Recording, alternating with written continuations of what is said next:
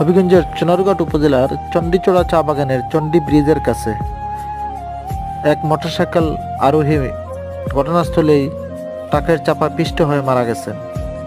নিহত যুবক সজল মিয়া লাখাই উপজেলার কাশিমপুর গ্রামের বাসিন্দা।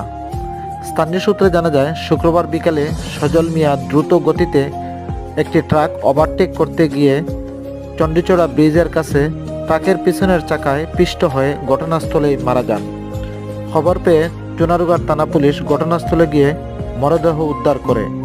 পরে সুরতহাল রিপোর্ট শেষে ময়নাতদন্তের জন্য হবিগঞ্জ সদর হাসপাতালে প্রেরণ করা হয়।